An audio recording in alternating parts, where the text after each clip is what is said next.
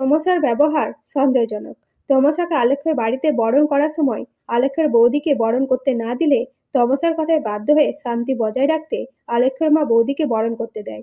সেই সময় তিলোত্তমার মা আলেখ্যের মাকে ফোন করলে আলেখ্যের মা বলে, আপনারা কাকে পাঠিয়েছেন?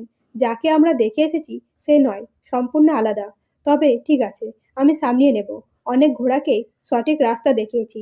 তখন তমসা বলে, আমি ঘোড়া না, আমি বাঘিনী। এদিকে তিলোত্তমার বাড়িতে প্রতাপের লোক ফোন করে বলে, তিলোত্তমা কাল মারা গেছে ছাদ থেকে পড়ে। এই কথা শুনে তিলোত্তমার বাবা বলে, কি যাতে বলছেন? আমার মেয়ের বিদায় হলো একটু আগে, আর আপনি বলছেন মারা গেছে, এখন মাস্কারা করছেন, তাও আবার মৃত্যু নিয়ে। ফোন রাখুন না তো, আপনাকে ছাড়বো না। এই বলে ফোন রাখতে তিলোত্তমার বাড়ির লোক বলে, কাল যখন তিলোত্তমা ফিরে এলো তখন তাকে দেখে অন্যরকম লাগছিল, মনে হচ্ছিল কাউকে চিনতে পারছিল না। তখন তিলোত্তমার বাবা বলে, সেটাই, কাল ভালো নাচলো। ভালো তো একজনই নাচতো। তিলোত্তমা জানতো আমি নাচ পছন্দ করি না, তাও নাচলো। তখন সবাই বলে, এসব বাদ দাও, মেয়েটা বিয়ে করে গেছে, মেয়েটা ভালো থাকলেই তো ভালো।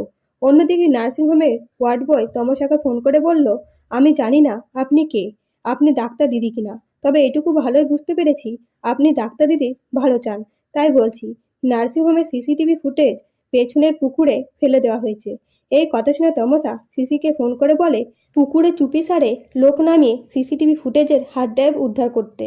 এর পরের দিন সকালবেলা আলোকের বাবা তমসাকে বলে ডাক্তারি ছেড়ে দিয়ে নার্সিংহোমের মালিক হতে।